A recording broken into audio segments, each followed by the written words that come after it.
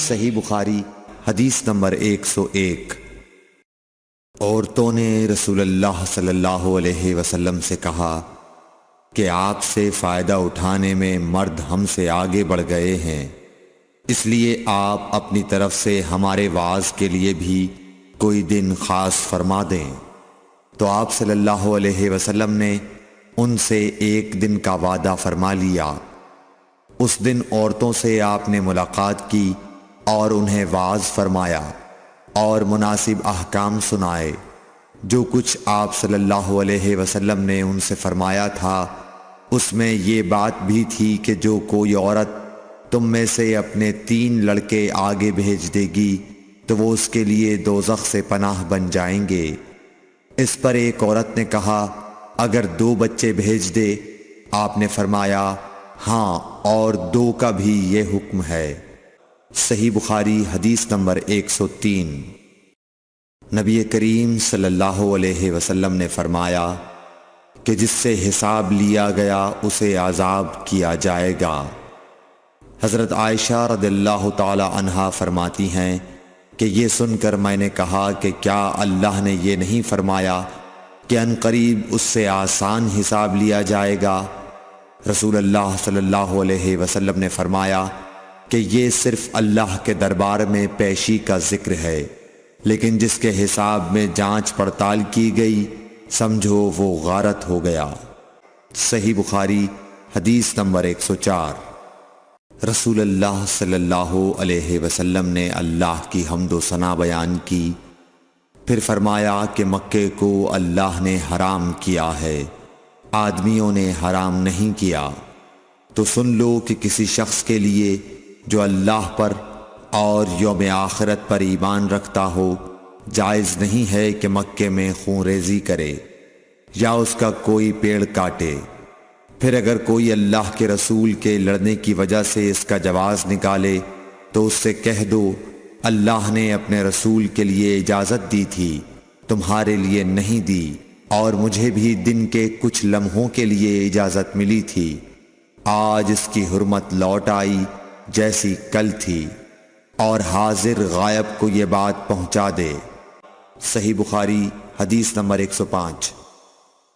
ایک مرتبہ ابو بکر رضی اللہ عنہ نے رسول اللہ صلی اللہ علیہ وسلم کا ذکر کیا کہ آپ صلی اللہ علیہ وسلم نے فرمایا تمہارے خون اور تمہارے مال، محمد کہتے ہیں کہ میرے خیال میں آپ نے آرادکم کا لفظ بھی فرمایا، یعنی اور تمہاری آبروئیں تم پر حرام ہیں، جس طرح تمہارے آج کے دن کی حرمت تمہارے اس مہینے میں۔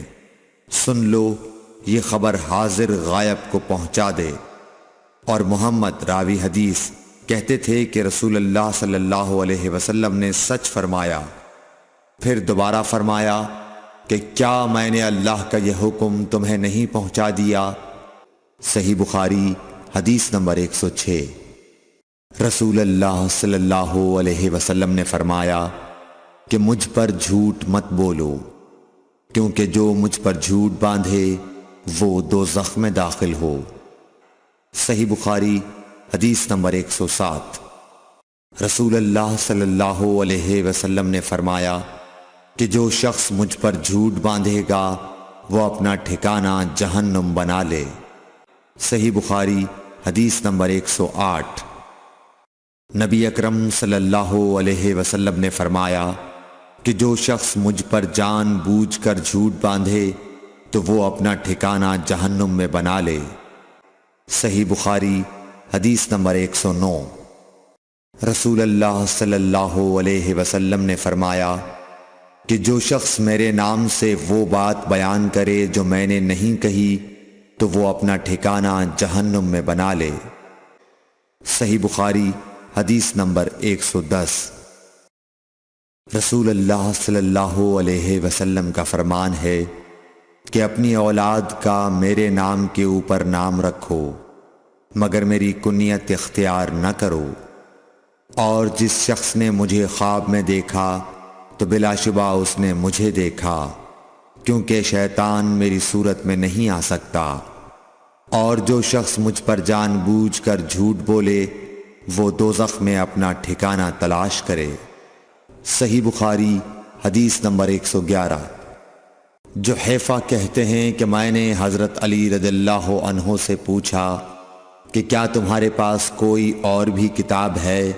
انہوں نے فرمایا کہ نہیں مگر اللہ کی کتاب قرآن ہے، یا پھر فہم ہے جو وہ ایک مسلمان کو عطا کرتا ہے، یا پھر جو کچھ صحیفے میں ہے۔ میں نے پوچھا اس صحیفے میں کیا ہے؟ انہوں نے فرمایا دیت اور قیدیوں کی رہائی کا بیان ہے، اور یہ حکم کہ مسلمان کافر کے بدلے قتل نہ کیا جائے۔ صحیح بخاری حدیث نمبر 112۔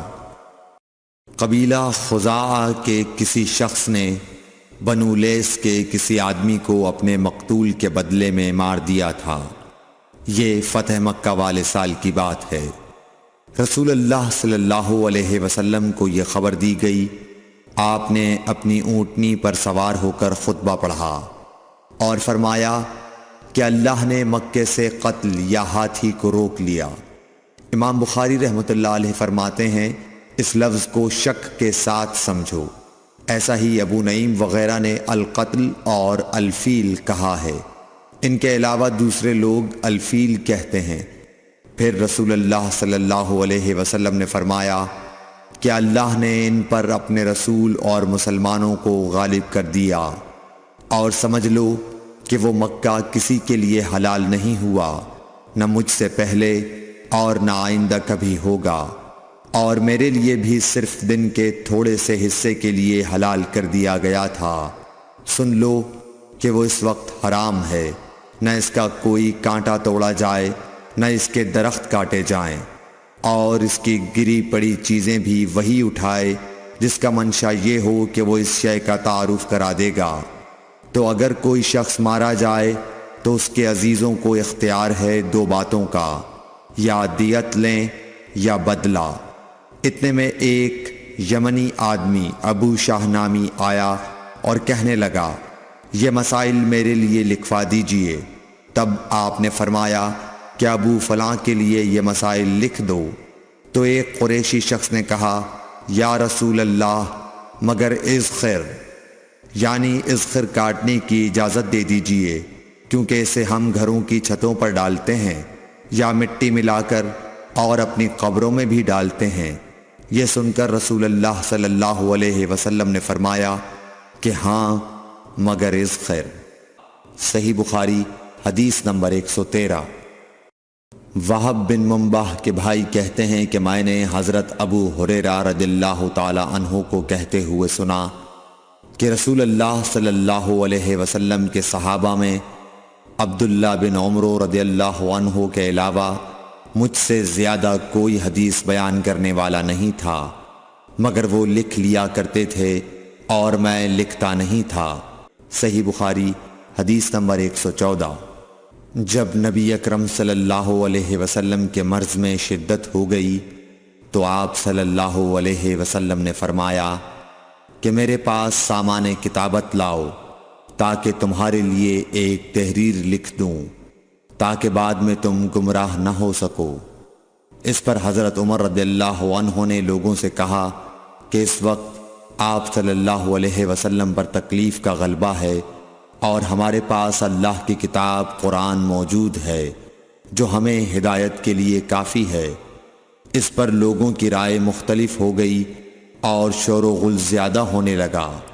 آپ صلی اللہ علیہ وسلم نے فرمایا میرے پاس سے اٹھ کھڑے ہو، میرے پاس جھگڑنا ٹھیک نہیں۔ اس پر ابن عباس رضی اللہ عنہ یہ کہتے ہوئے نکل گئے کہ بے شک مصیبت بڑی سخت مصیبت ہے، وہ چیز جو ہمارے اور رسول کے اور آپ کی تحریر کے درمیان حائل ہو گئی۔ صحیح بخاری حدیث نمبر 115۔ ایک رات نبی کریم صلی اللہ علیہ وسلم نے بیدار ہوتے ہی فرمایا کہ سبحان اللہ، آج کی رات کس قدر فتنے اتارے گئے ہیں اور کتنے ہی خزانے کھولے گئے ہیں۔ ان حجرے والیوں کو جگاؤ، کیونکہ بہت سی عورتیں جو دنیا میں باریک کپڑا پہننے والی ہیں وہ آخرت میں ننگی ہوں گی۔ صحیح بخاری حدیث نمبر 116۔ حضرت عبداللہ بن عمر رضی اللہ عنہ نے فرمایا کہ آخر عمر میں ایک دفعہ رسول اللہ صلی اللہ علیہ وسلم نے ہمیں عشاء کی نماز پڑھائی۔ جب آپ نے سلام پھیرا تو کھڑے ہو گئے اور فرمایا کہ تمہاری آج کی رات وہ ہے کہ اس رات سے 100 برس کے آخر تک کوئی شخص جو زمین پر ہے وہ باقی نہیں رہے گا۔ صحیح بخاری حدیث نمبر 117۔ حضرت عبداللہ بن عباس رضی اللہ تعالی عنہ فرماتے ہیں کہ ایک رات میں اپنی خالہ میمونہ بنت حارث زوجہ نبی کریم صلی اللہ علیہ وسلم کے پاس گزاری، اور نبی کریم صلی اللہ علیہ وسلم اس دن ان کی رات میں انہی کے گھر تھے۔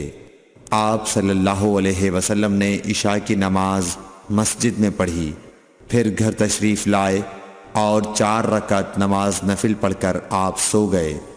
پھر اٹھے اور فرمایا کہ ابھی تک یہ لڑکا سو رہا ہے یا اسی جیسا لفظ فرمایا۔ پھر آپ نماز پڑھنے کھڑے ہو گئے اور میں بھی وضو کر کے آپ کی بائیں جانب کھڑا ہو گیا، تو آپ صلی اللہ علیہ وسلم نے مجھے دائیں جانب کھڑا کر لیا۔ تب آپ نے 5 رکعت پڑھیں، پھر 2 پڑھیں، پھر آپ سو گئے، یہاں تک کہ میں نے آپ کے خراٹے کی آواز سنی۔ پھر آپ کھڑے ہو کر نماز کے لیے باہر تشریف لے آئے۔ صحیح بخاری حدیث نمبر 118۔ حضرت ابو ہریرہ رضی اللہ تعالیٰ عنہ کہتے ہیں کہ لوگ کہتے ہیں کہ ابو ہریرہ بہت حدیثیں بیان کرتے ہیں، اور میں کہتا ہوں کہ قرآن میں 2 آیتیں نہ ہوتیں تو میں کوئی حدیث بیان نہ کرتا۔ پھر یہ آیت پڑھی جس کا ترجمہ یہ ہے، جو لوگ اللہ کی نازل کی ہوئی دلیلوں اور آیتوں کو چھپاتے ہیں، آخر آیت رحیم تک۔ واقعہ یہ ہے کہ ہمارے مہاجرین بھائی تو بازار کی خرید و فروخت میں لگے رہتے تھے، اور انصار بھائی اپنی جائیدادوں میں مشغول رہتے، اور ابو ہریرہ رسول اللہ صلی اللہ علیہ وسلم کے ساتھ جی بھر کر رہتا، تاکہ آپ کی رفاقت میں شکم پوری سے بھی بے فکری رہے، اور ان مجلسوں میں حاضر رہتا جن مجلسوں میں دوسرے حاضر نہ ہوتے، اور وہ باتیں محفوظ رکھتا جو دوسرے محفوظ نہیں رکھ سکتے تھے۔ صحیح بخاری حدیث نمبر 119۔ ابو ہریرہ رضی اللہ عنہ کہتے ہیں کہ میں نے عرض کیا، یا رسول اللہ، میں آپ سے بہت سی باتیں سنتا ہوں مگر بھول جاتا ہوں۔ آپ صلی اللہ علیہ وسلم نے فرمایا، اپنی چادر پھیلاؤ۔ میں نے اپنی چادر پھیلائی۔ آپ صلی اللہ علیہ وسلم نے اپنے دونوں ہاتھوں کی چلو بنائی اور میری چادر میں ڈال دی۔ فرمایا کہ چادر کو بدن پر لپیٹ لو۔ میں نے چادر کو اپنے بدن پر لپیٹ لیا، پھر اس کے بعد میں کوئی چیز نہیں بھولا۔ صحیح بخاری حدیث نمبر 120۔ حضرت ابو ہریرہ رضی اللہ عنہ فرماتے ہیں کہ میں نے رسول اللہ صلی اللہ علیہ وسلم سے علم کے 2 برتن یاد کر لیے ہیں، ایک کو میں نے پھیلا دیا ہے، اور دوسرا برتن اگر میں پھیلاؤں تو میرا یہ نرخرا کاٹ دیا جائے۔ صحیح بخاری حدیث نمبر 121۔ نبی اکرم صلی اللہ علیہ وسلم نے حجۃ الوداع میں فرمایا کہ لوگوں کو بالکل خاموش کر دو تاکہ وہ خوب سن لیں۔ پھر فرمایا، لوگوں میرے بعد پھر کافر مت بن جانا کہ ایک دوسرے کی گردن مارنے لگو۔ صحیح بخاری حدیث نمبر 122۔ رسول اللہ صلی اللہ علیہ وسلم نے فرمایا کہ ایک روز موسیٰ علیہ السلام نے کھڑے ہو کر بنی اسرائیل میں خطبہ دیا، تو آپ سے پوچھا گیا کہ لوگوں میں سب سے زیادہ صاحب علم کون ہے؟ انہوں نے فرمایا کہ میں ہوں۔ اس وجہ سے اللہ کا غصہ ان پر ہوا کہ انہوں نے علم کو خدا کے حوالے کیوں نہ کر دیا۔ تب اللہ نے ان کی طرف وحی بھیجی کہ میرے بندوں میں سے ایک بندہ دریاؤں کے سنگم پر ہے، جہاں فارس اور روم کے سمندر ملتے ہیں، وہ تجھ سے زیادہ عالم ہے۔ موسیٰ علیہ السلام نے کہا کہ اے پروردگار، میری ان سے ملاقات کیسے ہو؟ حکم ہوا کہ ایک مچھلی زنبیل میں رکھ لو، پھر جہاں تم اس مچھلی کو گم کر دو گے تو وہ بندہ تمہیں وہیں ملے گا۔ تب موسیٰ علیہ السلام چلے اور ساتھ اپنے خادم یوشع بن نون کو لے لیا اور انہوں نے زنبیل میں مچھلی رکھ لی۔ جب ایک پتھر کے پاس پہنچے دونوں اپنے سر اس پر رکھ کر سو گئے اور مچھلی زنبیل سے نکل کر دریا میں اپنی راہ بناتی چلی گئی۔ اور یہ بات موسیٰ علیہ السلام اور ان کے ساتھی کے لیے بے حد تعجب کی تھی۔ پھر دونوں باقی رات اور دن میں جتنا وقت باقی تھا چلتے رہے۔ جب صبح ہوئی موسیٰ علیہ السلام نے خادم سے کہا ہمارا ناشتہ لاؤ، اس سفر میں ہم نے کافی تکلیف اٹھائی ہے۔ اور موسیٰ علیہ السلام بالکل نہیں تھکے تھے، مگر جب اس جگہ سے آگے نکل گئے جہاں تک انہیں جانے کا حکم ملا تھا تب ان کے خادم نے کہا کہ کیا آپ نے دیکھا تھا کہ جب ہم صخرہ کے پاس ٹھہرے تھے تو میں مچھلی کا ذکر بھول گیا۔ بقول بعض صخرہ کے نیچے آب حیات تھا، وہ اس مچھلی پر پڑا اور وہ زندہ ہو کر بقدرت الہی دریا میں چل دی۔ یہ سن کر موسیٰ علیہ السلام بولے کہ یہی وہ جگہ ہے جس کی ہمیں تلاش تھی، تو وہ پچھلے پاؤں واپس ہو گئے۔ جب پتھر تک پہنچے تو دیکھا کہ ایک شخص کپڑا اوڑھے ہوئے موجود ہے۔ موسیٰ علیہ السلام نے انہیں سلام کیا۔ خضر نے کہا کہ تمہاری سرزمین میں سلام کہاں؟ پھر موسیٰ علیہ السلام نے کہا کہ میں موسیٰ ہوں۔ خضر بولے کہ بنی اسرائیل کے موسیٰ؟ انہوں نے جواب دیا ہاں۔ پھر کہا کہ کیا میں آپ کے ساتھ چل سکتا ہوں تاکہ آپ مجھے ہدایت کی وہ باتیں بتلاؤ جو اللہ نے خاص آپ ہی کو سکھلائی ہیں۔ خضر بولے کہ تم میرے ساتھ صبر نہیں کر سکو گے۔ اے موسیٰ، مجھے اللہ نے ایسا علم دیا ہے جسے تم نہیں جانتے، اور تم کو جو علم دیا ہے اسے میں نہیں جانتا۔ اس پر موسیٰ علیہ السلام نے کہا کہ خدا نے چاہا تو آپ مجھے صابر پاؤ گے، اور میں کسی بات میں آپ کی نافرمانی نہیں کروں گا۔ پھر دونوں دریا کے کنارے کنارے پیدل چلے۔ ان کے پاس کوئی کشتی نہ تھی کہ ایک کشتی ان کے سامنے سے گزری تو کشتی والوں سے انہوں نے کہا کہ ہمیں بٹھا لو۔ خضر کو انہوں نے پہچان لیا اور بغیر کرائے کے سوار کر لیا۔ اتنے میں ایک چڑیا آئی اور کشتی کے کنارے پر بیٹھ گئی۔ پھر سمندر میں اس نے ایک یا دو چونچیں ماری۔ اسے دیکھ کر خضر بولے کہ اے موسیٰ، میرے اور تمہارے علم نے اللہ کے علم میں سے اتنا ہی کم کیا ہوگا جتنا اس چڑیا نے سمندر کے پانی سے۔ پھر خضر نے کشتی کے تختوں میں سے ایک تختہ نکال ڈالا۔ موسیٰ علیہ السلام نے کہا کہ ان لوگوں نے تو ہمیں کرایہ لیے بغیر مفت میں سوار کیا، اور آپ نے ان کی کشتی کی لکڑی اکھاڑ ڈالی تاکہ یہ ڈوب جائیں۔ خضر بولے کہ کیا میں نے نہیں کہا تھا کہ تم میرے ساتھ صبر نہیں کر سکو گے؟ اس پر موسیٰ علیہ السلام نے جواب دیا کہ بھول پر میری گرفت نہ کرو۔ موسیٰ علیہ السلام نے بھول کر یہ پہلا اعتراض کیا تھا۔ پھر دونوں چلے۔ کشتی سے اتر کر ایک لڑکا بچوں کے ساتھ کھیل رہا تھا۔ خضر نے اوپر سے اس کا سر پکڑ کر ہاتھ سے اسے الگ کر دیا۔ موسیٰ علیہ السلام بول پڑے، کیا آپ نے ایک بے گناہ بچے کو بغیر کسی جانی حق کے مار ڈالا؟ غضب ہو گیا۔ خضر بولے کہ میں نے تم سے نہیں کہا تھا کہ تم میرے ساتھ صبر نہیں کر سکو گے؟ ابن عیینہ کہتے ہیں کہ اس کلام میں پہلے سے زیادہ تاکید ہے، کیونکہ پہلے کلام میں لفظ لکا نہیں کہا تھا، اس میں لکا زائد کیا، جس سے تاکید ظاہر ہے۔ پھر دونوں چلتے رہے حتیٰ کہ ایک گاؤں والوں کے پاس آئے۔ ان سے کھانا لینا چاہا، انہوں نے کھانا کھلانے سے انکار کر دیا۔ انہوں نے وہیں دیکھا کہ ایک دیوار اسی گاؤں میں گرنے کے قریب تھی۔ خضر نے اپنے ہاتھ کے اشارے سے اسے سیدھا کر دیا۔ موسیٰ علیہ السلام بول اٹھے کہ اگر آپ چاہتے تو گاؤں والوں سے اس کام کی مزدوری لے سکتے تھے۔ خضر نے کہا کہ بس اب ہم اور تم میں جدائی کا وقت آ گیا ہے۔ جناب محبوب کبریا رسول اللہ صلی اللہ علیہ وسلم فرماتے ہیں کہ اللہ موسیٰ علیہ السلام پر رحم کرے۔ ہماری تمنا تھی کہ موسیٰ علیہ السلام کچھ دیر اور صبر کرتے تو مزید واقعات ان دونوں کے بیان کیے جاتے اور ہمارے سامنے روشنی میں آتے، مگر حضرت موسیٰ علیہ السلام کی عجلت نے اس علم لدنی کے سلسلے کو جلد ہی منقطع کرا دیا۔ صحیح بخاری حدیث نمبر 123۔ ایک شخص رسول اللہ صلی اللہ علیہ وسلم کی خدمت اقدس میں حاضر ہوا اور اس نے عرض کیا، یا رسول اللہ، اللہ کی راہ میں لڑائی کی کیا صورت ہے؟ کیونکہ ہم میں سے کوئی غصے کی وجہ سے اور کوئی غیرت کی وجہ سے جنگ کرتا ہے۔ تو آپ صلی اللہ علیہ وسلم نے اس کی طرف سر اٹھایا، اور سر اس لیے اٹھایا کہ پوچھنے والا کھڑا ہوا تھا۔ پھر آپ صلی اللہ علیہ وسلم نے فرمایا، جو اللہ کے کلمے کو سر بلند کرنے کے لیے لڑے وہ اللہ کی راہ میں لڑتا ہے۔ صحیح بخاری حدیث نمبر 124۔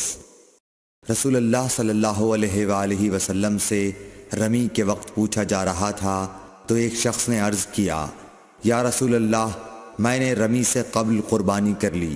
آپ صلی اللہ علیہ وسلم نے فرمایا، اب رمی کر لو، کچھ حرج نہیں ہوا۔ دوسرے نے کہا، یا رسول اللہ، میں نے قربانی سے پہلے سر منڈا لیا۔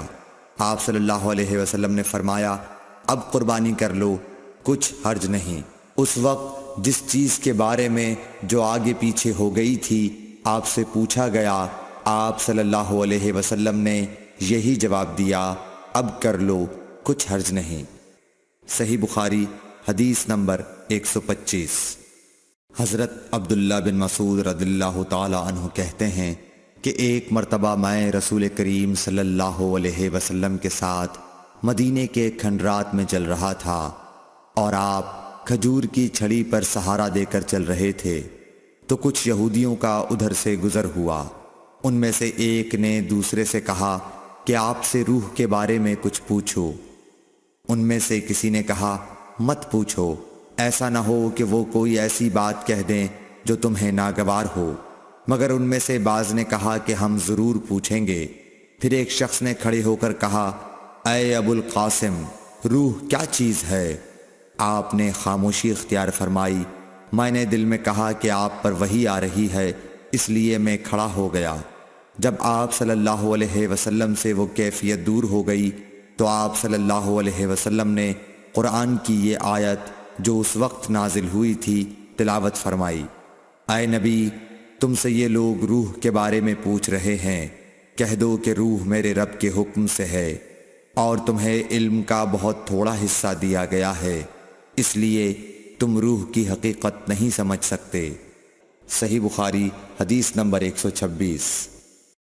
رسول اللہ صلی اللہ علیہ وآلہ وسلم نے ارشاد فرمایا کہ اے عائشہ، اگر تیری قوم دور جاہلیت کے ساتھ قریب نہ ہوتی بلکہ پرانی ہو گئی ہوتی، ابن زبیر نے کہا یعنی زمانہ کفر کے ساتھ قریب نہ ہوتی، تو میں کعبے کو توڑ دیتا اور اس کے لیے 2 دروازے بنا دیتا، ایک دروازے سے لوگ داخل ہوتے اور دوسرے دروازے سے باہر نکلتے۔ صحیح بخاری حدیث نمبر 127۔ حضرت علی رضی اللہ عنہ کا ارشاد ہے کہ لوگوں سے وہ باتیں کرو جنہیں وہ پہچانتے ہوں۔ کیا تمہیں یہ پسند ہے کہ لوگ اللہ اور اس کے رسول کو جھٹلا دیں؟ صحیح بخاری حدیث نمبر 128۔ ایک مرتبہ حضرت معاذ بن جبل رسول اللہ صلی اللہ علیہ وسلم کے پیچھے سواری پر سوار تھے۔ آپ نے فرمایا، اے معاذ، میں نے عرض کیا حاضر ہوں یا رسول اللہ۔ آپ صلی اللہ علیہ وسلم نے دوبارہ فرمایا، اے معاذ، میں نے عرض کیا حاضر ہوں اے اللہ کے رسول۔ آپ صلی اللہ علیہ وسلم نے 12 فرمایا، اے معاذ، میں نے عرض کیا حاضر ہوں اے اللہ کے رسول۔ 3 بار ایسا ہوا۔ اس کے بعد آپ صلی اللہ علیہ وسلم نے فرمایا کہ جو شخص سچے دل سے اس بات کی گواہی دے کہ اللہ کے سوا کوئی معبود نہیں ہے اور محمد صلی اللہ علیہ وسلم اللہ کے سچے رسول ہیں، اللہ تعالیٰ اس کو دوزخ کی آگ پر حرام کر دیتا ہے۔ میں نے کہا، یا رسول اللہ، کیا اس بات سے لوگوں کو باخبر نہ کر دوں تاکہ وہ خوش ہو جائیں؟ آپ صلی اللہ علیہ وسلم نے فرمایا، اگر تم یہ خبر سناؤ گے تو لوگ اس پر بھروسہ کر بیٹھیں گے اور عمل چھوڑ دیں گے۔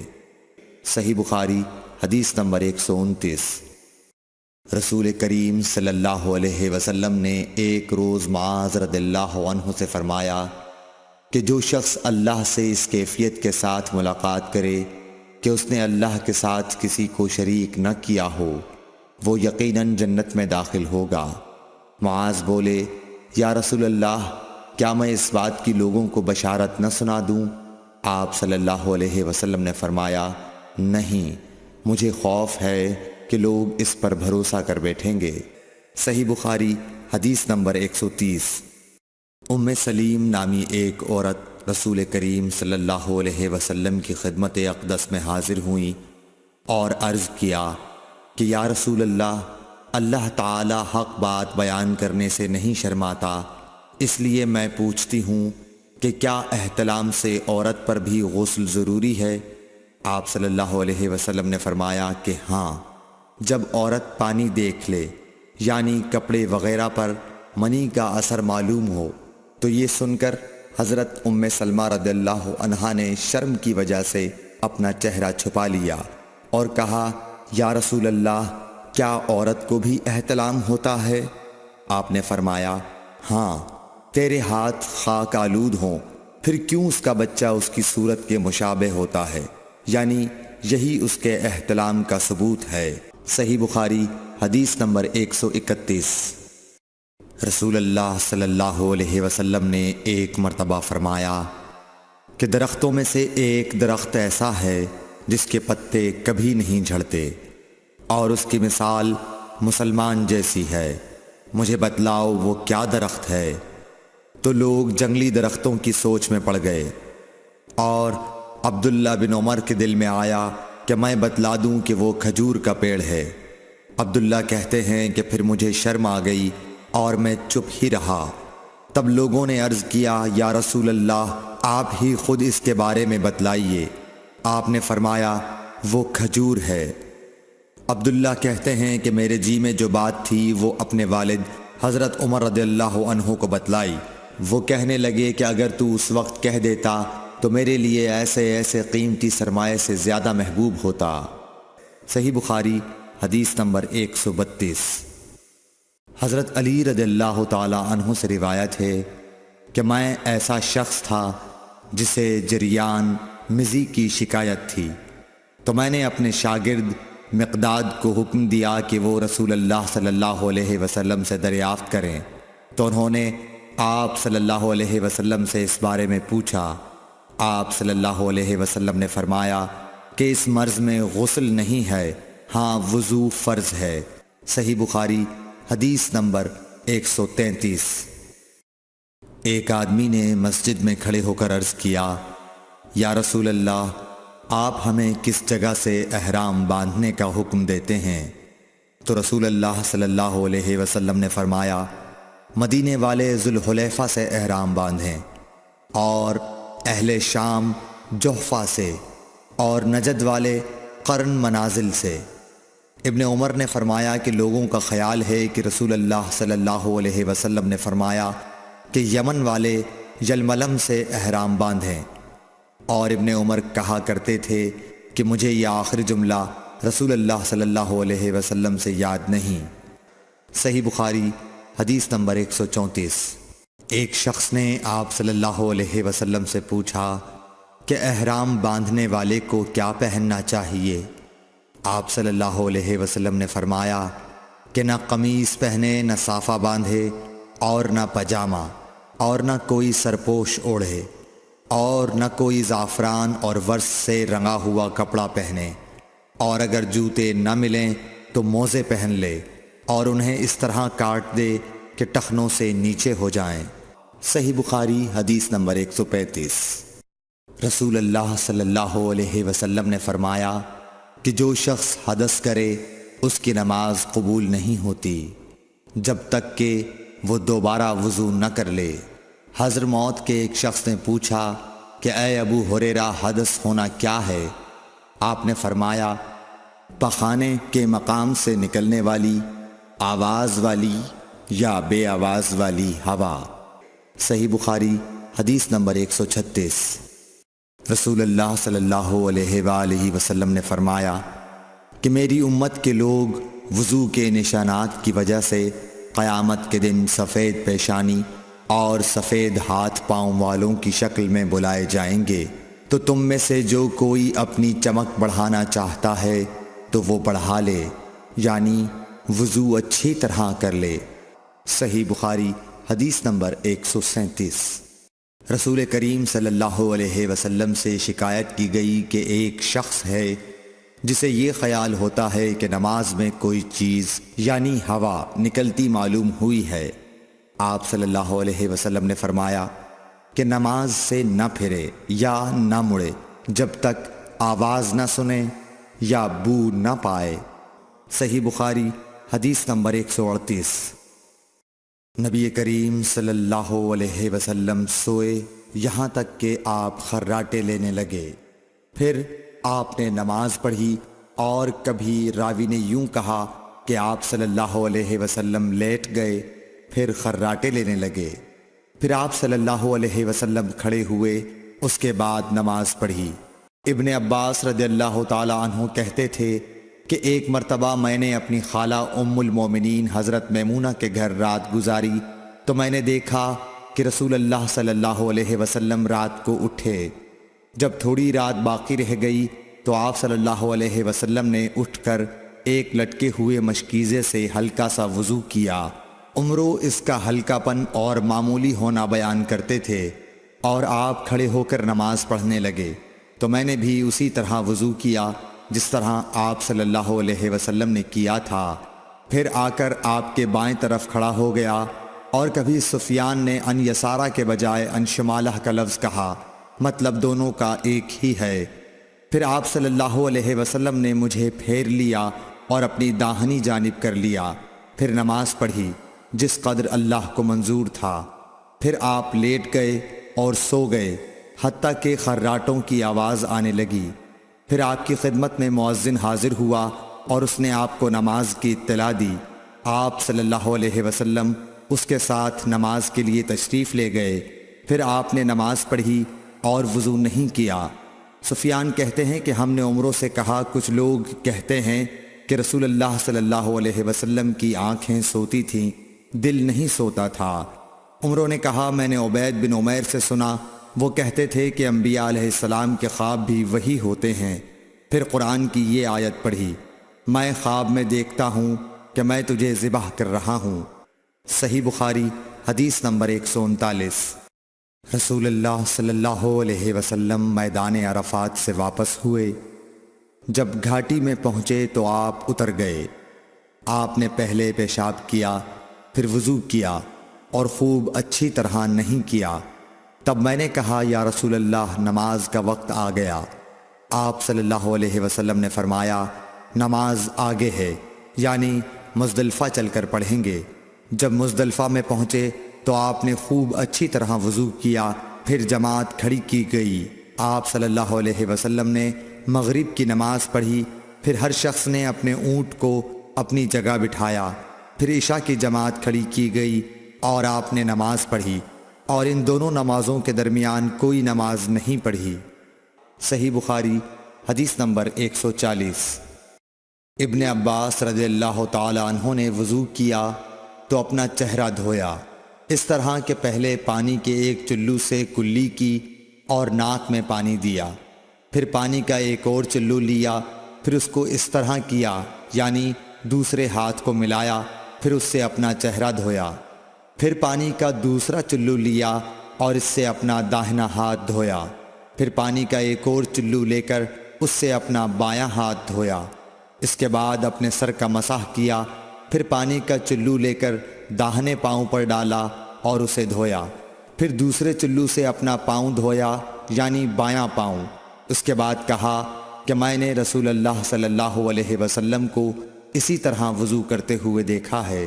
صحیح بخاری حدیث نمبر 131۔ رسول اللہ صلی اللہ علیہ وسلم نے ایک مرتبہ فرمایا کہ درختوں میں سے ایک درخت ایسا ہے جس کے پتے کبھی نہیں جھڑتے، اور اس کی مثال مسلمان جیسی ہے، مجھے بتلاؤ وہ کیا درخت ہے؟ تو لوگ جنگلی درختوں کی سوچ میں پڑ گئے، اور عبداللہ بن عمر کے دل میں آیا کہ میں بتلا دوں کہ وہ کھجور کا پیڑ ہے۔ عبداللہ کہتے ہیں کہ پھر مجھے شرم آ گئی اور میں چپ ہی رہا۔ تب لوگوں نے عرض کیا، یا رسول اللہ، آپ ہی خود اس کے بارے میں بتلائیے۔ آپ نے فرمایا، وہ کھجور ہے۔ عبداللہ کہتے ہیں کہ میرے جی میں جو بات تھی وہ اپنے والد حضرت عمر رضی اللہ عنہ کو بتلائی۔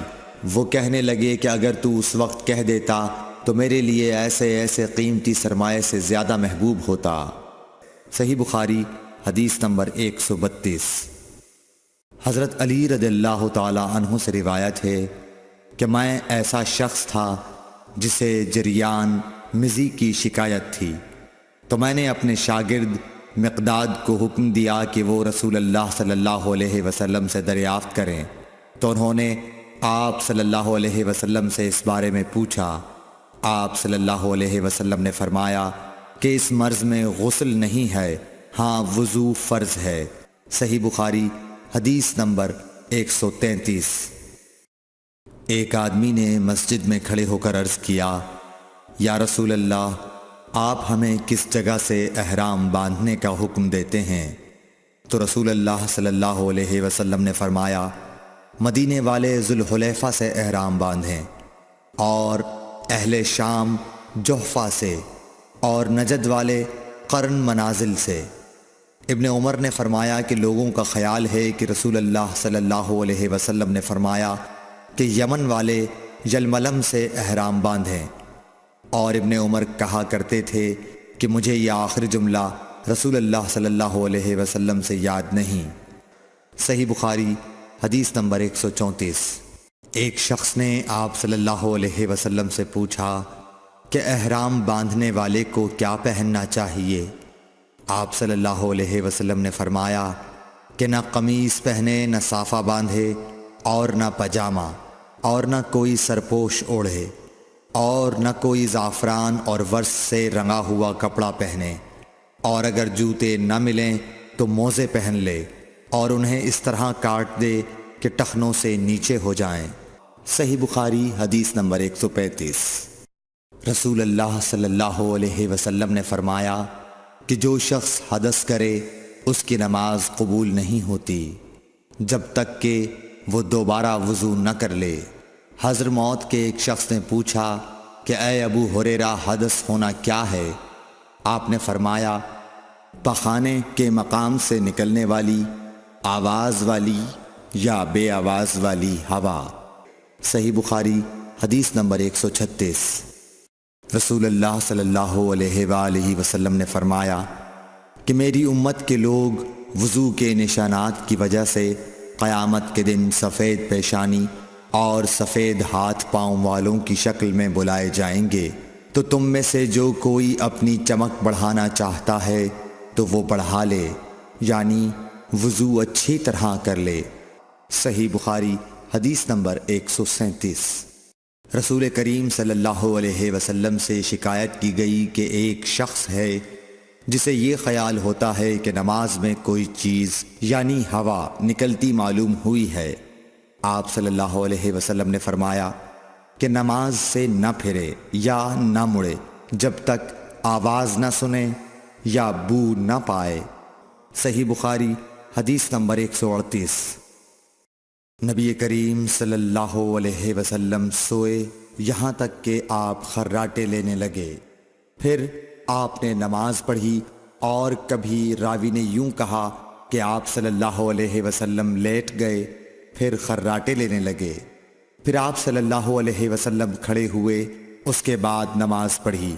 ابن عباس رضی اللہ تعالی عنہ کہتے تھے کہ ایک مرتبہ میں نے اپنی خالہ ام المومنین حضرت میمونہ کے گھر رات گزاری، تو میں نے دیکھا کہ رسول اللہ صلی اللہ علیہ وسلم رات کو اٹھے۔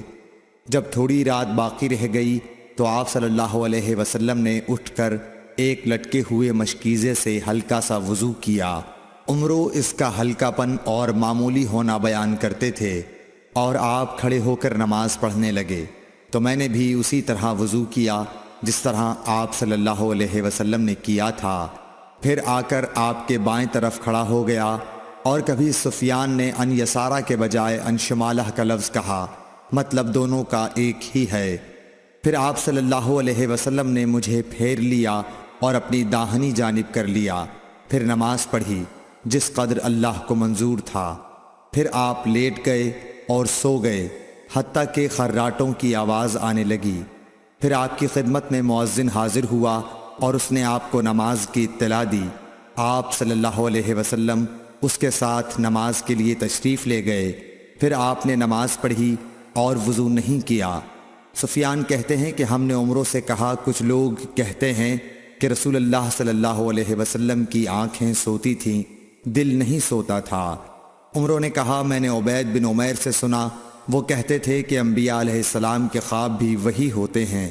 پھر قرآن کی یہ آیت پڑھی، میں خواب میں دیکھتا ہوں کہ میں تجھے ذبح کر رہا ہوں۔ صحیح بخاری حدیث نمبر 139۔ رسول اللہ صلی اللہ علیہ وسلم میدان عرفات سے واپس ہوئے۔ جب گھاٹی میں پہنچے تو آپ اتر گئے۔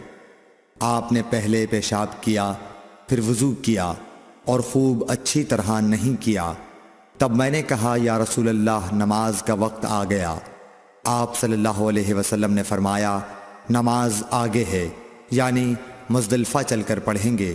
جب مزدلفہ میں پہنچے تو آپ نے خوب اچھی طرح وضو کیا، پھر جماعت کھڑی کی گئی۔ آپ صلی اللہ علیہ وسلم نے مغرب کی نماز پڑھی، پھر ہر شخص نے اپنے اونٹ کو اپنی جگہ بٹھایا۔ پھر عشاء کی جماعت کھڑی کی گئی اور آپ نے نماز پڑھی، اور ان دونوں نمازوں کے درمیان کوئی نماز نہیں پڑھی۔ صحیح بخاری حدیث نمبر 140۔ ابن عباس رضی اللہ تعالی عنہ نے وضو کیا تو اپنا چہرہ دھویا، اس طرح کہ پہلے پانی کے ایک چلو سے کلی کی اور ناک میں پانی دیا، پھر پانی کا ایک اور چلو لیا، پھر اس کو اس طرح کیا، یعنی دوسرے ہاتھ کو ملایا، پھر اس سے اپنا چہرہ دھویا، پھر پانی کا دوسرا چلو لیا اور اس سے اپنا داہنا ہاتھ دھویا، پھر پانی کا ایک اور چلو لے کر اس سے اپنا بایاں ہاتھ دھویا، اس کے بعد اپنے سر کا مسح کیا، پھر پانی کا چلو لے کر داہنے پاؤں پر ڈالا اور اسے دھویا، پھر دوسرے چلو سے اپنا پاؤں دھویا، یعنی بایاں پاؤں۔ اس کے بعد کہا کہ میں نے رسول اللہ صلی اللہ علیہ وسلم کو اسی طرح وضو کرتے ہوئے دیکھا ہے۔ صحیح بخاری حدیث نمبر 141۔ نبی اکرم صلی اللہ علیہ وآلہ وسلم نے فرمایا، جب تم میں سے کوئی اپنی بیوی سے جمع کرے تو کہے، اللہ کے نام کے ساتھ شروع کرتا ہوں۔ اے اللہ، ہمیں شیطان سے بچا اور شیطان کو اس چیز سے دور رکھ جو تو اس جمع کے نتیجے میں ہمیں عطا فرمائے۔ یہ دعا پڑھنے کے بعد جمع کرنے سے میاں بیوی کو جو اولاد ملے گی اسے شیطان نقصان نہیں پہنچا سکتا۔ صحیح بخاری حدیث نمبر 142۔ رسول کریم صلی اللہ علیہ وسلم جب قضاء حاجت کے لیے بیت الخلاء میں داخل ہوتے تو یہ دعا پڑھتے، اے اللہ، میں ناپاک جنوں اور ناپاک جنیوں سے تیری پناہ مانگتا ہوں۔ صحیح بخاری حدیث نمبر 143۔ ابن عباس رضی اللہ تعالی عنہ سے روایت ہے کہ نبی کریم صلی اللہ علیہ وسلم پخانے میں تشریف لے گئے۔ میں نے پخانے کے قریب آپ کے لیے وضو کا پانی رکھ دیا۔ باہر نکل کر آپ نے پوچھا، یہ کس نے رکھا؟ جب آپ کو بتلایا گیا تو آپ نے میرے لیے دعا کی اور فرمایا، اے اللہ، اس کو دین کی سمجھ عطا فرمائیو۔ صحیح بخاری حدیث نمبر 144۔ رسول اللہ صلی اللہ علیہ وسلم نے فرمایا کہ جب تم میں سے کوئی پخانے میں جائے تو قبلے کی طرف منہ کرے، نہ اس کی طرف پشت کرے، بلکہ مشرق کی طرف منہ کر لو یا مغرب کی طرف۔ صحیح بخاری حدیث نمبر 145۔ لوگ کہتے تھے کہ جب قضاء حاجت کے لیے بیٹھو تو نہ قبلے کی طرف منہ کرو نہ بیت المقدس کی طرف۔ یہ سن کر عبداللہ بن عمر رضی اللہ تعالی عنہ نے فرمایا کہ ایک دن میں اپنے گھر کی چھت پر چڑھا تو میں نے حضرت صلی اللہ علیہ وسلم کو دیکھا کہ آپ بیت المقدس کی طرف منہ کر کے 2 اینٹوں پر قضاء حاجت کے لیے بیٹھے ہیں۔ پھر عبداللہ بن عمر رضی اللہ عنہ نے واسع سے کہا کہ شاید تم ان لوگوں میں سے ہو جو اپنے چوتڑوں کے بل نماز پڑھتے ہیں۔ تب میں نے کہا، اللہ کی قسم میں نہیں جانتا کہ آپ کا مطلب کیا ہے۔ امام مالک رحمۃ اللہ نے کہا کہ عبداللہ بن عمر رضی اللہ تعالی عنہ نے اس سے وہ شخص مراد لیا جو نماز میں زمین سے اونچا نہ رہے، سجدے میں زمین سے چمٹ جائے۔ صحیح بخاری حدیث نمبر 146۔ رسول اللہ صلی اللہ علیہ وسلم کی بیویاں رات میں مناصے کی طرف قضائے حاجت کے لیے جاتیں اور مناصے ایک کھلا میدان ہے، تو حضرت عمر رسول اللہ صلی اللہ علیہ وسلم سے کہا کرتے تھے کہ اپنی بیویوں کو پردہ کرائیے، مگر رسول اللہ صلی اللہ علیہ وسلم نے اس پر عمل نہیں کیا۔ ایک روز رات کو عشاء کے وقت حضرت سودا بنت زمعہ رسول اللہ صلی اللہ علیہ وسلم کی اہلیہ جو دراز قد عورت تھیں باہر گئیں۔ حضرت عمر رضی اللہ عنہ نے انہیں آواز دی اور کہا ہم نے تمہیں پہچان لیا، اور ان کی خواہش یہ تھی کہ پردے کا حکم نازل ہو جائے، چنانچہ اس کے بعد اللہ نے پردے کا حکم نازل فرما دیا۔ صحیح بخاری حدیث نمبر 147۔ آپ صلی اللہ علیہ وسلم نے اپنی بیویوں سے فرمایا کہ تمہیں قضائے حاجت کے لیے باہر نکلنے کی اجازت ہے۔ صحیح بخاری حدیث نمبر 148۔ عبداللہ بن عمر رضی اللہ تعالی عنہ فرماتے ہیں کہ ایک دن میں اپنی بہن اور رسول اللہ صلی اللہ علیہ وسلم کی اہلیہ محترمہ حفصہ کے مکان کی چھت پر اپنی کسی ضرورت سے چڑھا تو مجھے رسول اللہ صلی اللہ علیہ وسلم قضائے حاجت کرتے وقت قبلے کی طرف پشت اور شام کی طرف منہ کیے ہوئے نظر آئے۔ صحیح بخاری حدیث نمبر 149۔ عبداللہ بن عمر رضی اللہ تعالی عنہ نے خبر دی، وہ کہتے ہیں کہ ایک دن میں اپنے گھر کی چھت پر چڑھا تو مجھے رسول اللہ صلی اللہ علیہ وسلم 2 اینٹوں پر قضائے حاجت کے وقت بیت المقدس کی طرف منہ کیے ہوئے نظر آئے۔ صحیح بخاری حدیث نمبر 150۔ انس بن مالک رضی اللہ تعالی عنہ کہتے تھے کہ جب رسول اللہ صلی اللہ علیہ وسلم رفع حاجت کے لیے نکلتے تو میں اور ایک لڑکا اپنے ساتھ پانی کا برتن لے آتے تھے، مطلب یہ کہ اس پانی سے رسول اللہ صلی اللہ علیہ وسلم طہارت کیا کرتے تھے۔ صحیح بخاری حدیث نمبر 151۔ انس رضی اللہ تعالی عنہ کہتے ہیں کہ جب نبی کریم صلی اللہ علیہ وسلم قضائے حاجت کے لیے نکلتے، میں اور ایک لڑکا دونوں آپ صلی اللہ علیہ وسلم کے پیچھے جاتے تھے اور ہمارے ساتھ پانی کا ایک برتن ہوتا تھا۔ صحیح بخاری حدیث نمبر 152۔ انس بن مالک کہتے تھے کہ رسول اللہ صلی اللہ علیہ وسلم پخانے میں جاتے تو میں اور ایک لڑکا پانی کا برتن اور نیزہ لے کر چلتے تھے، پانی سے آپ طہارت کرتے تھے۔ صحیح بخاری حدیث نمبر 153۔ رسول اللہ صلی اللہ علیہ وسلم نے فرمایا جب تم میں سے کوئی پانی پیے تو برتن میں سانس نہ لے، اور جب پخانے میں جائے تو اپنی شرمگاہ کو داہنے ہاتھ سے نہ چھوئے اور نہ داہنے ہاتھ سے استنجا کرے۔ صحیح بخاری حدیث نمبر 154۔ نبی کریم صلی اللہ علیہ وسلم نے فرمایا جب تم میں سے کوئی پیشاب کرے تو اپنا وضو اپنے داہنے ہاتھ سے نہ پکڑے، نہ داہنے سے طہارت کرے، نہ پانی پیتے وقت برتن میں سانس لے۔ صحیح بخاری حدیث نمبر 155۔ حضرت ابو ہریرہ کہتے ہیں کہ رسول کریم صلی اللہ علیہ وسلم ایک مرتبہ رفع حاجت کے لیے تشریف لے گئے۔ آپ کی عادت مبارکہ تھی کہ آپ چلتے وقت ادھر ادھر نہیں دیکھا کرتے تھے، تو میں بھی آپ کے پیچھے آپ کے قریب پہنچ گیا۔ مجھے دیکھ کر آپ نے فرمایا کہ مجھے پتھر ڈھونڈ دو تاکہ میں ان سے پاکی حاصل کروں، یا اسی جیسا کوئی لفظ فرمایا، اور فرمایا کہ ہڈی اور گوبر نہ لانا۔ چنانچہ میں اپنے دامن میں پتھر بھر کر آپ کے پاس لے گیا اور آپ کے پہلو میں رکھ دیے اور آپ کے پاس سے ہٹ گیا۔ جب آپ قضائے حاجت سے فارغ ہوئے تو آپ نے پتھروں سے استنجا کیا۔ صحیح بخاری حدیث نمبر 156۔ عبداللہ بن مسعود رضی اللہ تعالی عنہ کہتے تھے کہ نبی کریم صلی اللہ علیہ وسلم رفع حاجت کے لیے گئے تو آپ نے مجھے فرمایا کہ میں 3 پتھر تلاش کر کے آپ کے پاس لاؤں، لیکن مجھے 2 پتھر ملے، تیسرا ڈھونڈا مگر مل نہ سکا، تو میں نے خشک گوبر اٹھا لیا، اس کو لے کر آپ کے پاس آ گیا۔ آپ نے پتھر تو لے لیے مگر گوبر پھینک دیا اور فرمایا یہ خود ناپاک ہے۔ صحیح بخاری حدیث نمبر 157۔ ابن عباس رضی اللہ تعالی عنہ کہتے ہیں کہ رسول اللہ صلی اللہ علیہ وسلم نے وضو میں ہر عضو کو ایک ایک مرتبہ دھویا۔ صحیح بخاری حدیث نمبر 158۔ عبداللہ بن زید رضی اللہ تعالی عنہ بیان کرتے ہیں کہ نبی کریم صلی اللہ علیہ وسلم نے وضو میں اعضاء کو 2 بار دھویا۔ صحیح بخاری حدیث نمبر 159۔ حضرت عثمان بن عفان رضی اللہ تعالی عنہ نے پانی کا برتن مانگا اور لے کر پہلے اپنی ہتھیلیوں پر 3 مرتبہ پانی ڈالا، پھر انہیں دھویا۔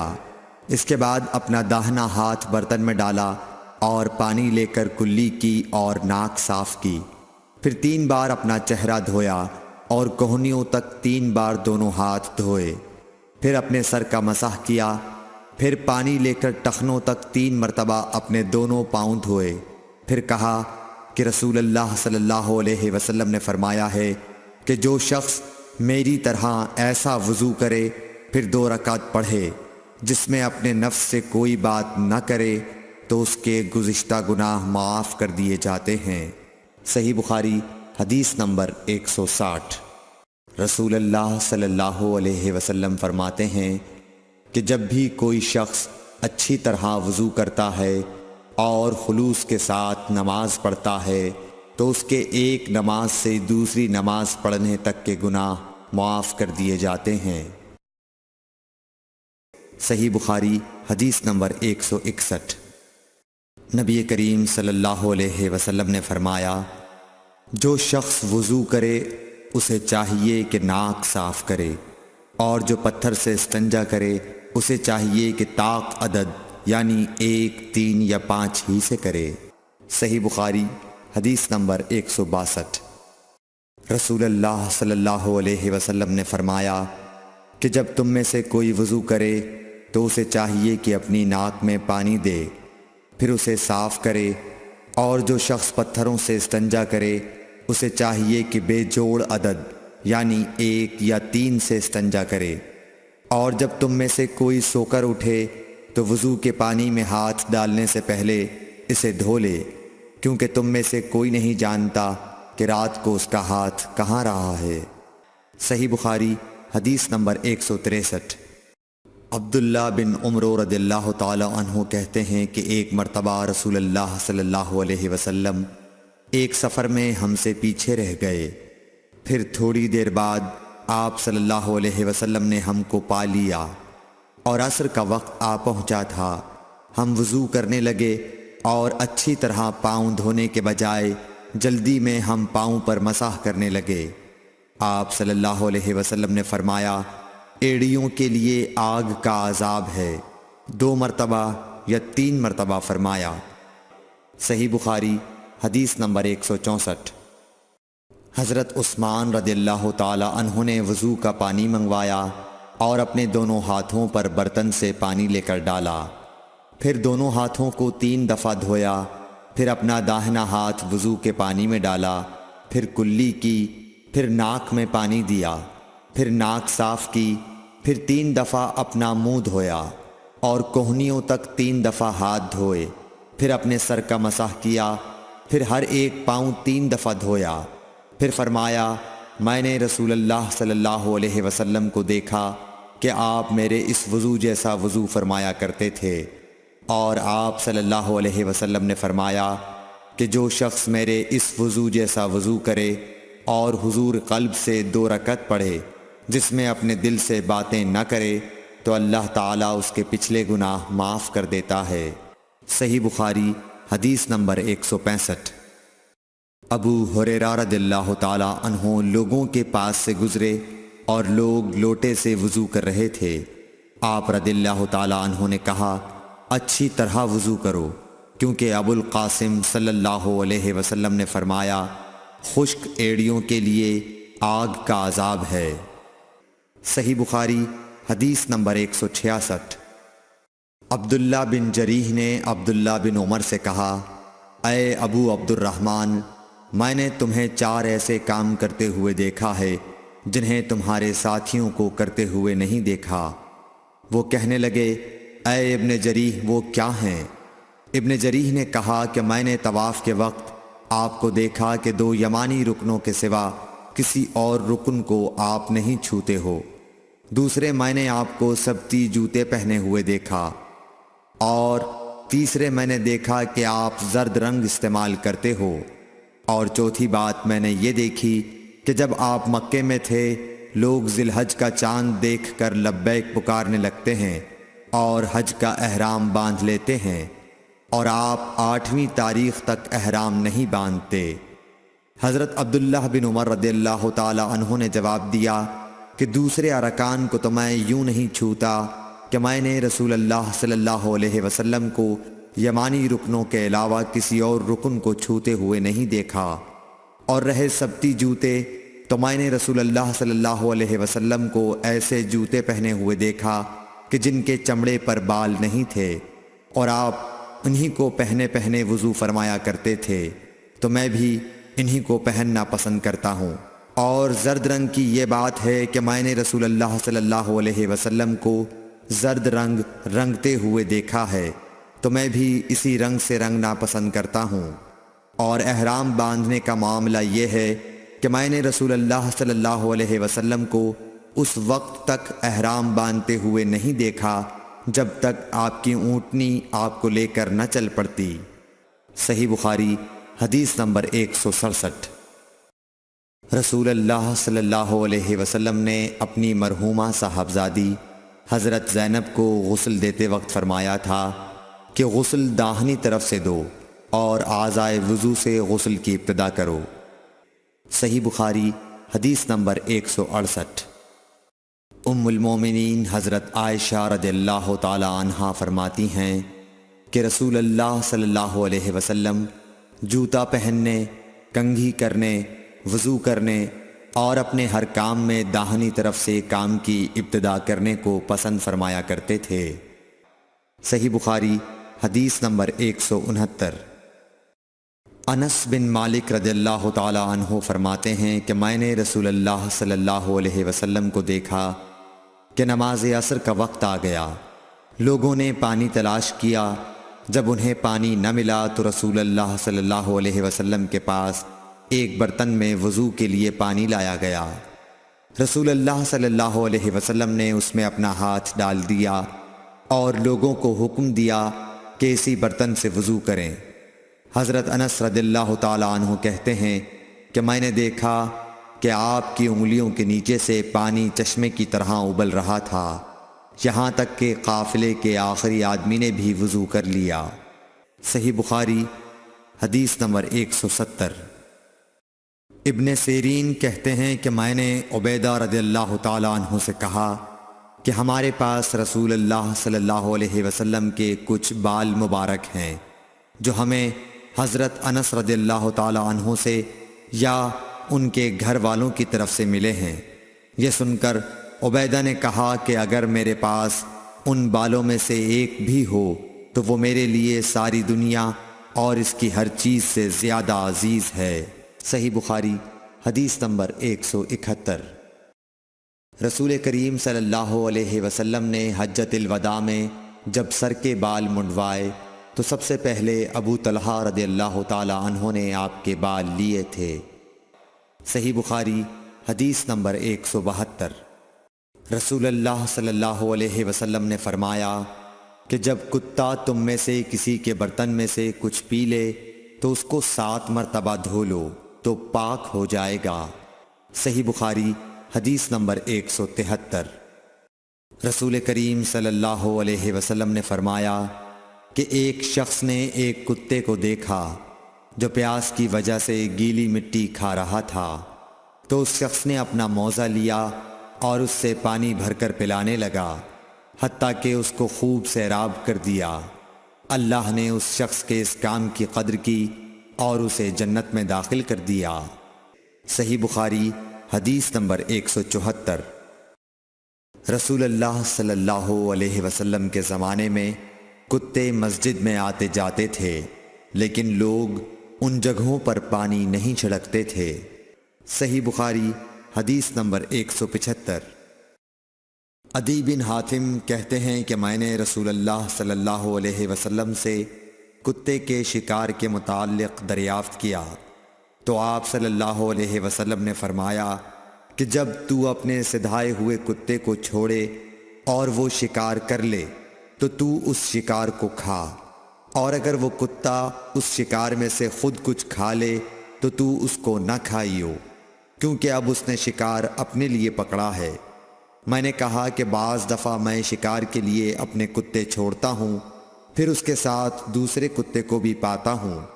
آپ صلی اللہ علیہ وسلم نے فرمایا پھر مت کھا، کیونکہ تم نے بسم اللہ اپنے کتے پر پڑھی تھی، دوسرے کتے پر نہیں پڑھی۔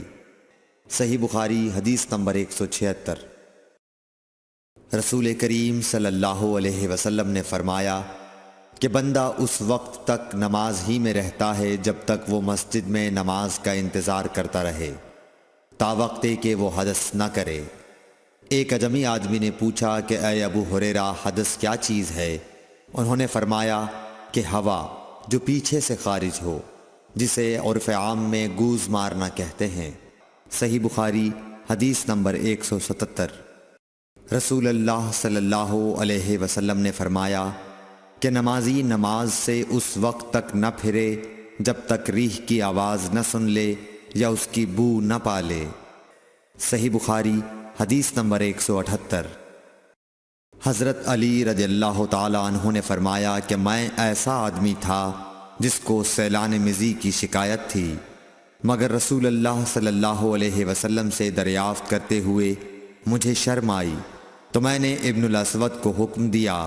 انہوں نے آپ صلی اللہ علیہ وسلم سے پوچھا، آپ نے فرمایا کہ اس میں وضو کرنا فرض ہے۔ صحیح بخاری حدیث نمبر 179۔ زید بن خالد نے حضرت عثمان بن عفان رضی اللہ تعالی عنہ سے پوچھا کہ اگر کوئی شخص صحبت کرے اور منی نہ نکلے، فرمایا کہ وضو کرے جس طرح نماز کے لیے وضو کرتا ہے، اور اپنے وضو کو دھو لے۔ حضرت عثمان رضی اللہ تعالی عنہ کہتے ہیں کہ یہ میں نے رسول اللہ صلی اللہ علیہ وسلم سے سنا ہے۔ زید بن خالد کہتے ہیں کہ پھر میں نے اس کے بارے میں حضرت علی، زبیر، طلحہ اور ابی بن کعب رضی اللہ عنہم سے دریافت کیا، سب نے اس شخص کے بارے میں یہی حکم دیا۔ صحیح بخاری حدیث نمبر 180۔ رسول اللہ صلی اللہ علیہ وسلم نے ایک انصاری کو بلایا، وہ آئے تو ان کے سر سے پانی ٹپک رہا تھا۔ رسول کریم صلی اللہ علیہ وسلم نے فرمایا شاید ہم نے تمہیں جلدی میں ڈال دیا۔ انہوں نے کہا جی ہاں۔ تب رسول اللہ صلی اللہ علیہ وسلم نے فرمایا کہ جب کوئی جلدی کا کام آ پڑے یا تمہیں انزال نہ ہو تو تم پر وضو ہے، غسل ضروری نہیں۔ صحیح بخاری حدیث نمبر 181۔ رسول کریم صلی اللہ علیہ وسلم جب عرفہ سے لوٹے تو پہاڑ کی گھاٹی کی جانب مڑ گئے اور رفع حاجت کی۔ اسامہ کہتے ہیں کہ پھر آپ نے وضو کیا اور میں آپ صلی اللہ علیہ وسلم کے اعضاء پر پانی ڈالنے لگا اور آپ وضو فرماتے رہے۔ میں نے کہا یا رسول اللہ، آپ اب نماز پڑھیں گے؟ آپ نے فرمایا نماز کا مقام تمہارے سامنے یعنی مزدلفہ میں ہے، وہاں نماز پڑھی جائے گی۔ صحیح بخاری حدیث نمبر 182۔ مغیرہ بن شعبہ رضی اللہ عنہ ایک سفر میں رسول کریم صلی اللہ علیہ وسلم کے ساتھ تھے۔ وہاں آپ رفع حاجت کے لیے تشریف لے گئے۔ جب آپ واپس آئے، آپ نے وضو شروع کیا تو مغیرہ بن شعبہ آپ کے اعضائے وضو پر پانی ڈالنے لگے۔ آپ صلی اللہ علیہ وسلم وضو کر رہے تھے۔ آپ نے اپنے منہ اور ہاتھوں کو دھویا، سر کا مسح کیا اور موزوں پر مسح کیا۔ صحیح بخاری حدیث نمبر 183۔ عبداللہ بن عباس رضی اللہ تعالی عنہ نے رات رسول کریم صلی اللہ علیہ وسلم کی زوجہ مطہرہ اور اپنی خالہ میمونہ رضی اللہ عنہا کے گھر میں گزاری۔ وہ فرماتے ہیں کہ میں تکیے کے عرض یعنی گوشے کی طرف لیٹ گیا اور رسول کریم صلی اللہ علیہ وسلم اور آپ کی اہلیہ نے معمول کے مطابق تکیے کی لمبائی پر سر رکھ کر آرام فرمایا۔ رسول اللہ صلی اللہ علیہ وسلم سوتے رہے۔ اور جب آدھی رات ہو گئی یا اس سے کچھ پہلے یا اس کے کچھ بعد آپ بیدار ہوئے اور اپنے ہاتھوں سے اپنی نیند کو دور کرنے کے لیے آنکھیں ملنے لگے۔ پھر آپ نے سورہ آل عمران کی آخری 10 آیتیں پڑھیں۔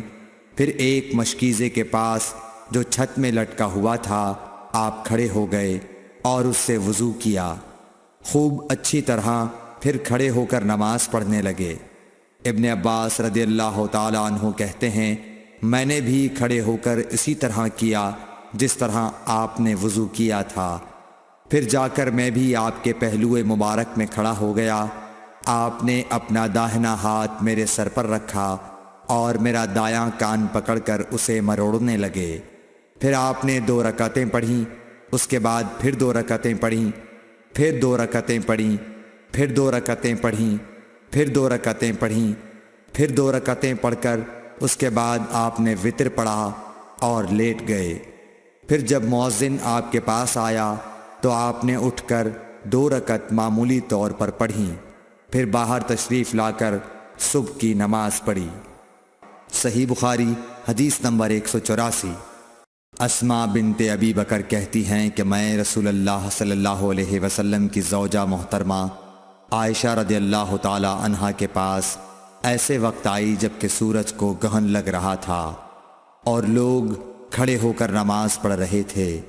کیا دیکھتی ہوں وہ بھی کھڑے ہو کر نماز پڑھ رہی ہیں۔ میں نے کہا کہ لوگوں کو کیا ہو گیا ہے، تو انہوں نے اپنے ہاتھ سے آسمان کی طرف اشارہ کر کے کہا سبحان اللہ۔ میں نے کہا کیا یہ کوئی خاص نشانی ہے، تو انہوں نے اشارے سے کہا کہ ہاں، تو میں بھی آپ کے ساتھ نماز کے لیے کھڑی ہو گئی۔ آپ نے اتنا قیام فرمایا کہ مجھ پر غشی طاری ہونے لگی اور میں اپنے سر پر پانی ڈالنے لگی۔ جب رسول اللہ صلی اللہ علیہ وسلم نماز سے فارغ ہوئے تو آپ نے اللہ کی حمد و ثنا بیان کی اور فرمایا آج کوئی چیز ایسی نہیں رہی جس کو میں نے اپنی اس جگہ نہ دیکھ لیا ہو، حتیٰ کہ جنت اور دوزخ کو بھی دیکھ لیا، اور مجھ پر یہ وحی کی گئی ہے کہ تم لوگوں کو قبروں میں آزمایا جائے گا، دجال جیسی آزمائش یا اس کے قریب قریب۔ راوی کا بیان ہے کہ میں نہیں جانتی کہ اسماء نے کون سا لفظ کہا۔ تم میں سے ہر ایک کے پاس اللہ کے فرشتے بھیجے جائیں گے اور اس سے کہا جائے گا کہ تمہارا اس شخص یعنی محمد صلی اللہ علیہ وسلم کے بارے میں کیا خیال ہے۔ پھر اسماء نے لفظ ایماندار کہا یا یقین رکھنے والا کہا، مجھے یاد نہیں۔ بہرحال وہ شخص کہے گا کہ محمد صلی اللہ علیہ وسلم اللہ کے سچے رسول ہیں، وہ ہمارے پاس نشانیاں اور ہدایت کی روشنی لے کر آئے، ہم نے اسے قبول کیا، ایمان لائے اور آپ کا اتباع کیا۔ پھر اس سے کہہ دیا جائے گا کہ تو سو جا، در حال یہ کہ تو مرد صالح ہے اور ہم جانتے تھے کہ تو مومن ہے، اور بہرحال منافق یا شکی آدمی۔ اسماء نے کون سا لفظ کہا مجھے یاد نہیں۔ جب اس سے پوچھا جائے گا کہے گا کہ میں کچھ نہیں جانتا، میں نے لوگوں کو جو کہتے سنا وہی میں نے بھی کہہ دیا۔ صحیح بخاری حدیث نمبر 185۔ ایک آدمی نے عبداللہ بن زید رضی اللہ تعالی عنہ جو عمر بن یحییٰ کے دادا ہیں سے پوچھا کہ کیا آپ مجھے دکھا سکتے ہیں کہ رسول اللہ صلی اللہ علیہ وسلم نے کس طرح وضو کیا ہے؟ عبداللہ بن زید رضی اللہ تعالی عنہ نے کہا کہ ہاں۔ پھر انہوں نے پانی کا برتن منگوایا، پہلے پانی اپنے ہاتھوں پر ڈالا اور 2 مرتبہ ہاتھ دھوئے، پھر 3 مرتبہ کلی کی، 3 بار ناک صاف کی، پھر 3 دفعہ اپنا چہرہ دھویا، پھر کوہنیوں تک اپنے دونوں ہاتھ 2 مرتبہ دھوئے، پھر اپنے دونوں ہاتھوں سے اپنے سر کا مسح کیا، اس طور پر اپنے ہاتھ پہلے آگے لائے پھر پیچھے لے گئے، مسح سر کے ابتدائی حصے سے شروع کیا، پھر دونوں ہاتھ گدی تک لے جا کر وہیں واپس لائے جہاں سے مسح شروع کیا تھا، پھر اپنے پیر دھوئے۔ صحیح بخاری حدیث نمبر 186۔ عمر بن حسن نے عبداللہ بن زید رضی اللہ تعالیٰ عنہ سے رسول اللہ صلی اللہ علیہ وسلم کے وضو کے بارے میں پوچھا تو انہوں نے پانی کا طشت منگوایا، اور ان پوچھنے والوں کے لیے رسول اللہ صلی اللہ علیہ وسلم کا سا وضو کیا۔ پہلے تشت سے اپنے ہاتھوں پر پانی گرایا، پھر 3 بار ہاتھ دھوئے، پھر اپنا ہاتھ تشت میں ڈالا اور پانی لیا، پھر کلی کی، ناک میں پانی ڈالا، ناک صاف کی 3 چلوؤں سے، پھر اپنا ہاتھ تشت میں ڈالا اور 3 مرتبہ منہ دھویا، پھر اپنے دونوں ہاتھ کوہنیوں تک دوبارہ دھوئے، پھر اپنا ہاتھ تشت میں ڈالا اور سر کا مسح کیا، پہلے آگے لائے پھر پیچھے لے گئے 1 بار، ٹخنوں تک اپنے دونوں پاؤں دھوئے۔ صحیح بخاری حدیث نمبر 187۔ ابو جحیفہ رضی اللہ تعالی عنہ کہتے تھے کہ ایک دن رسول اللہ صلی اللہ علیہ وسلم ہمارے پاس دوپہر کے وقت تشریف لائے تو آپ کے لیے وضو کا پانی حاضر کیا گیا، جس سے آپ نے وضو فرمایا۔ لوگ آپ کے وضو کا بچا ہوا پانی لے کر اسے اپنے بدن پر پھیرنے لگے۔ آپ نے ظہر کی 2 رکعتیں ادا کیں اور عصر کی بھی 2 رکعتیں، اور آپ کے سامنے آڑ کے لیے ایک نیزہ تھا۔ صحیح بخاری حدیث نمبر 188۔ ابو موسیٰ اشعری رضی اللہ تعالی عنہ کہتے ہیں کہ نبی کریم صلی اللہ علیہ وسلم نے ایک پیالہ منگوایا جس میں پانی تھا، اس سے آپ نے اپنے ہاتھ دھوئے اور اسی پیالے میں منہ دھویا اور اسی میں کلی فرمائی، پھر فرمایا تو تم لوگ اس کو پی لو اور اپنے چہروں اور سینوں پر ڈال لو۔ صحیح بخاری حدیث نمبر 189۔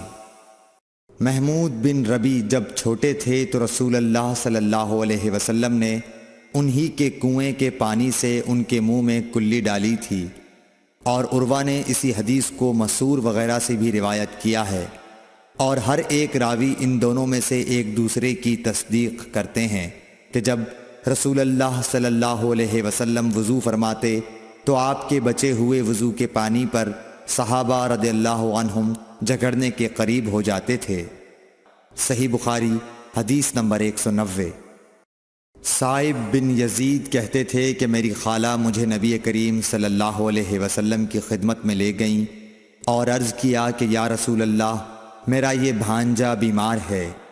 آپ صلی اللہ علیہ وسلم نے میرے سر پر اپنا ہاتھ پھیرا اور میرے لیے برکت کی دعا فرمائی، پھر آپ نے وضو کیا اور میں نے آپ کے وضو کا بچا ہوا پانی پیا، پھر میں آپ کی کمر کے پیچھے کھڑا ہو گیا اور میں نے مہر نبوت دیکھی جو آپ کے مونڈھوں کے درمیان ایسی تھی جیسے چھپر کھٹ کی گھنڈی یا کبوتر کا انڈا۔ صحیح بخاری حدیث نمبر 191۔ عبداللہ بن زید رضی اللہ تعالی عنہ نے وضو کرتے وقت برتن سے پہلے اپنے دونوں ہاتھوں پر پانی ڈالا، پھر انہیں دھویا، پھر دھویا، یا یوں کہا کہ کلی کی اور ناک میں ایک چلو سے پانی ڈالا اور 3 مرتبہ اسی طرح کیا، پھر 3 مرتبہ اپنا چہرہ دھویا، پھر کوہنیوں تک اپنے دونوں ہاتھ 2 بار دھوئے، پھر سر کا مسح کیا، اگلی جانب اور پچھلی جانب کا، اور ٹخنوں تک اپنے دونوں پاؤں دھوئے، پھر کہا کہ رسول اللہ صلی اللہ علیہ وسلم کا وضو اسی طرح ہوا کرتا تھا۔ صحیح بخاری حدیث نمبر 192۔ عبداللہ بن زید رضی اللہ تعالی عنہ سے رسول کریم صلی اللہ علیہ وسلم کے وضو کے بارے میں پوچھا تو عبداللہ بن زید رضی اللہ عنہ نے پانی کا ایک تشت منگوایا، پھر ان لوگوں کے دکھانے کے لیے وضو شروع کیا۔ پہلے تشت سے اپنے ہاتھوں پر پانی گرایا، پھر انہیں 3 بار دھویا، پھر اپنا ہاتھ برتن کے اندر ڈالا، پھر کلی کی اور ناک میں پانی ڈال کر ناک صاف کی 3 چلوؤں سے 3 دفعہ، پھر اپنا ہاتھ برتن کے اندر ڈالا اور اپنے منہ کو 3 بار دھویا، پھر اپنا ہاتھ برتن کے اندر ڈالا اور دونوں ہاتھ کوہنیوں تک 2 بار دھوئے، پھر سر پر مسح کیا، اس طرح کہ پہلے آگے کی طرف اپنا ہاتھ لائے، پھر پیچھے کی طرف لے گئے، پھر برتن میں اپنا ہاتھ ڈالا اور اپنے دونوں پاؤں دھوئے۔ دوسری روایت میں ہم سے موسیٰ نے ان سے وہیب نے بیان کیا کہ آپ نے سر کا مسح 1 دفعہ کیا۔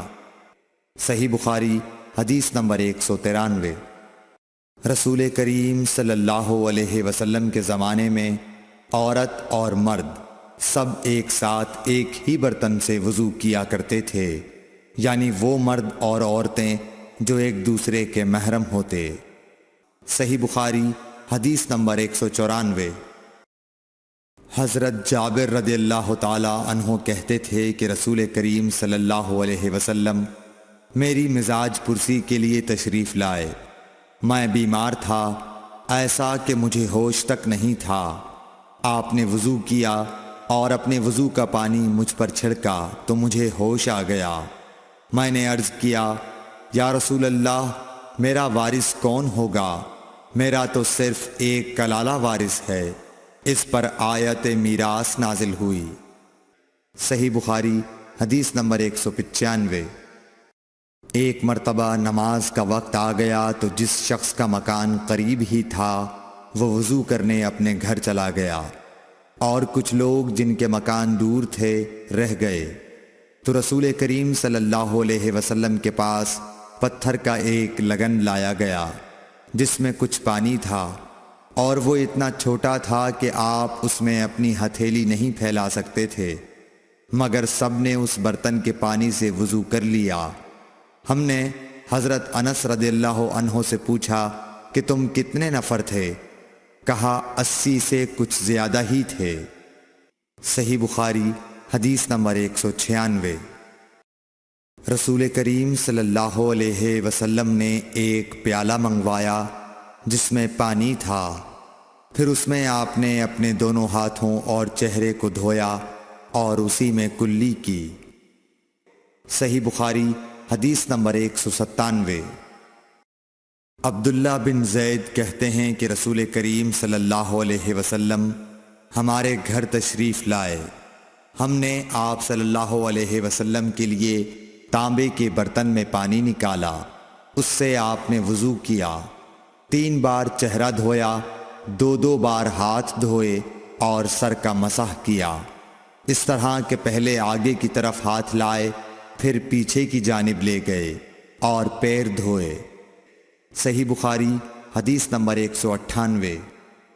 حضرت عائشہ رضی اللہ تعالی عنہا نے فرمایا کہ جب رسول کریم صلی اللہ علیہ وسلم بیمار ہوئے اور آپ کی بیماری زیادہ ہو گئی تو آپ نے اپنی دوسری بیویوں سے اس بات کی اجازت لے لی کہ آپ کی تیمارداری میرے ہی گھر کی جائے۔ انہوں نے آپ کو اجازت دے دی۔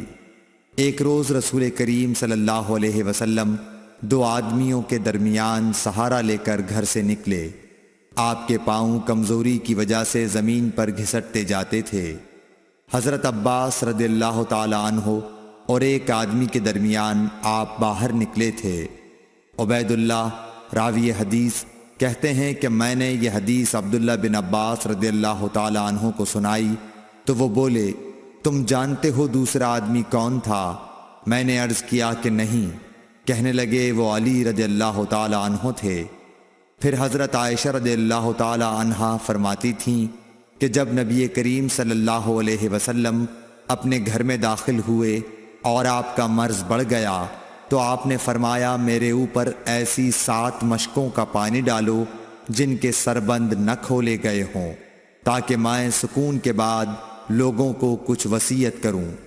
چنانچہ آپ کو حضرت حفصہ رسول اللہ صلی اللہ علیہ وسلم کی دوسری بیوی کے لگن میں جو تانبے کا تھا بٹھا دیا گیا، اور ہم نے آپ پر ان مشکوں سے پانی بہانا شروع کیا۔ جب آپ ہم کو اشارہ فرمانے لگے کہ بس اب تم نے اپنا کام پورا کر دیا تو اس کے بعد آپ لوگوں کے پاس باہر تشریف لے گئے۔ صحیح بخاری حدیث نمبر 199۔ عمرو بن یحییٰ نے اپنے باپ یحییٰ کے واسطے سے بیان کیا، وہ کہتے ہیں کہ میرے چچا بہت وضو کیا کرتے تھے، یا یہ کہ وضو میں بہت پانی بہاتے تھے۔ ایک دن انہوں نے عبداللہ بن زید رضی اللہ تعالی عنہ سے کہا کہ مجھے بتلائیے رسول اللہ صلی اللہ علیہ وسلم کس طرح وضو کیا کرتے تھے۔ انہوں نے پانی کا ایک تشت منگوایا، اس کو پہلے اپنے ہاتھوں پر جھکایا، پھر دونوں ہاتھ 3 بار دھوئے، پھر اپنا ہاتھ تشت میں ڈال کر پانی لیا اور ایک چلو سے کلی کی اور 3 مرتبہ ناک صاف کی، پھر اپنے ہاتھوں سے ایک چلو پانی لیا اور 3 بار اپنا چہرہ دھویا، پھر کوہنیوں تک اپنے دونوں ہاتھ 2 بار دھوئے، پھر ہاتھ میں پانی لے کر اپنے سر کا مسح کیا، تو پہلے اپنے ہاتھ پیچھے لے گئے، پھر آگے کی طرف لائے، پھر اپنے دونوں پاؤں دھوئے، اور فرمایا کہ میں نے رسول کریم صلی اللہ علیہ وسلم کو اسی طرح وضو کرتے دیکھا ہے۔ صحیح بخاری حدیث نمبر 200۔ رسول کریم صلی اللہ علیہ وسلم نے پانی کا ایک برتن طلب فرمایا تو آپ کے لیے ایک چوڑے منہ کا پیالہ لایا گیا جس میں کچھ تھوڑا پانی تھا۔ آپ نے اپنی انگلیاں اس میں ڈال دیں۔